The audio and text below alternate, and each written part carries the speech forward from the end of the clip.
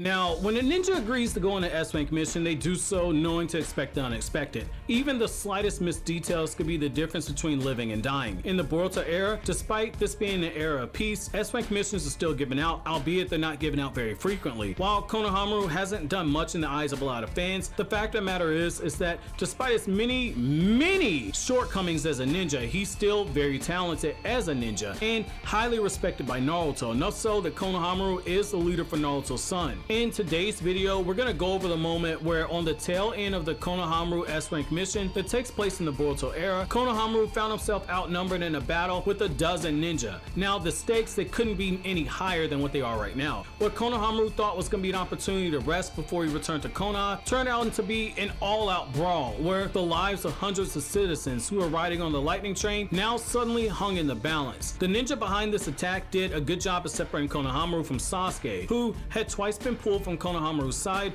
to deal with issues on the train that left unchecked could have killed everyone riding on it. The rear end of the train had been enveloped in thousands of fiery flames, and just after Konohamaru arrived to see Sasuke use an ice release to put out the flames, another explosion went off near the front of the train by the engine. Konohamaru, both caught up in the allure of working with Sasuke, a talented ninja who he respected, and seeing the opportunity to prove himself to Sasuke and be able to learn from Sasuke during the course of these events, Konohamaru lets his guard down, and that's where he's going to leave himself wide open for the attack. Now, the information comes to us from the Naruto light novel set in the Boruto era called Sasuke Shinden, the Teacher's Star Pupil. Now, this novel is set in the timeline after the events of the versus Momoshiki arc, but before the Owl arc of the Boruto manga. In this scene I'm going to share with you guys, Konohamaru has just left the rail car where he and Sasuke interrogated a young girl, both of them deemed to be suspicious because she was at the root of the explosion and the only one left in the rail car besides them. After choosing to leave, Konohamaru makes his way to the 11th rail car meant for second-class citizens. However, it's in this moment that he makes this dire mistake and leaves himself open for battle, and this will be a battle for his life.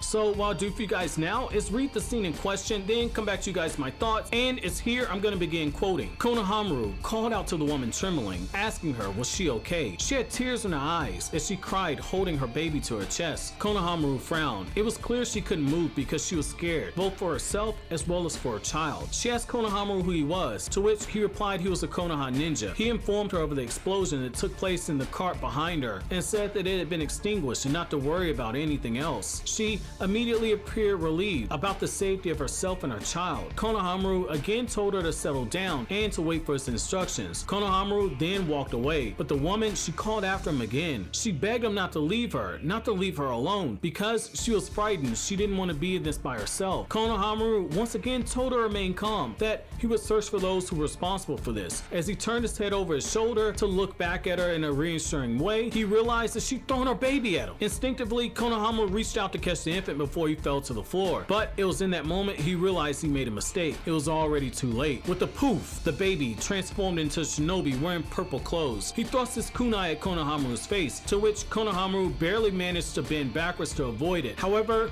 it still grazed his cheek. Blood shot down his face. The baby was actually a ninja that had used transformation jutsu to transform into a baby, which meant that this woman was likely an accomplice. Maybe she was even a ninja as well. But before he could react, he was kicked from behind and thrown violently backwards. The woman then transformed into a ninja as well. Before he could brace himself, the two rushed him, forcing him off balance into an exchange of taijutsu blows with them, dodging several kunai to the throat as well as dodging other uppercuts and other taijutsu blows. The glimmer of a shuriken being thrown at him caught Konohamaru's eye and forced him to react at point blank range, dodging the shuriken and then quickly putting distance between himself and the owls so he could reevaluate the situation. One of his enemies was a middle-aged man. He was still wearing the bib around his neck when he was disguised as a transformed baby. Now the other ninja had a cloth over their face, preventing him from seeing their face clearly. From the build, he only had the assumption that this was a man as well, and it was then that he noticed the mole under the left eye of the ninja. Konohamaru knew that he needed to stay on guard. This wasn't something he could take lightly. The man wearing the bib slowly spoke to Konohamaru, stating that from Konohamaru's movements, he had to be a jonin. Konohamaru didn't confirm or deny his rank, knowing he couldn't confirm his full identity to the ninja in case they escaped. Don't be so sure. Konoha ninja are really strong. I could be a chunin or maybe even a gani, Konohamaru said, thinking of his team. You're being so modest. Thank you for this opportunity. I always wanted the chance to kill a Konoha jonin. Konohamaru stole a glance out the window.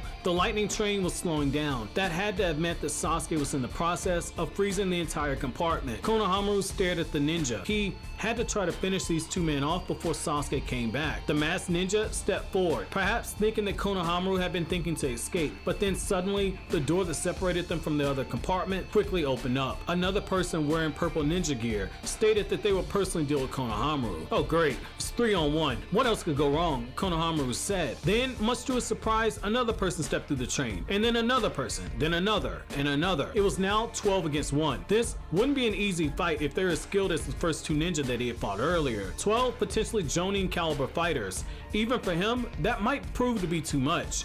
They formed a semicircle and quickly pressured Konohamaru and cornered him before he could formulate a counterattack. The only thing he could do was react to their movements. He couldn't use the shadow clone jutsu, not when they had fought him into a corner. More skilled than he had realized, and now he was in a situation where melee was the only option he had, but in this tight space, using shadow clones would prove to be a disadvantage. They'd just be knocked out before they could do anything. Konohamaru's only option was to fight out by himself. And quote, so I don't know about you, but that's one fight I really want to see in the Boruto anime. Konohamaru hasn't had much moments to shine in the series, but at least here, there's some respect that's been put on his name. Konohamaru starts off by fighting two highly skilled ninja on his own, and then by the end, he's being pressured into the corner by 12 ninja of great skill. Now, it took 20 members of the Kinkaku force, led by the Gold and Silver brothers, to kill Tobirama. Now, while two of these men that Tobirama fought were partial Kyuubi Jinchurikis, the other two were highly skilled ninja. Just as the second Hokage was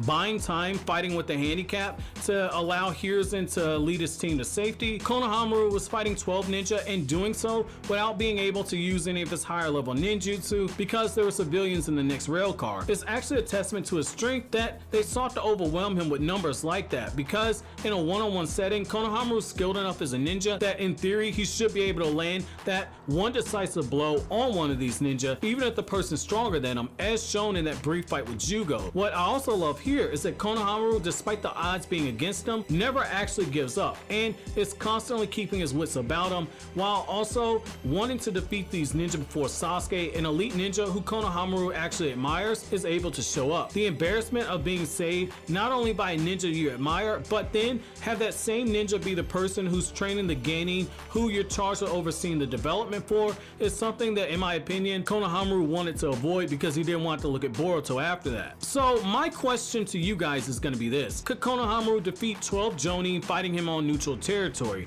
If not, how many of these ninja do you think he could beat before he was taken down? But that's gonna be it for this installment of Sasuke Shinden.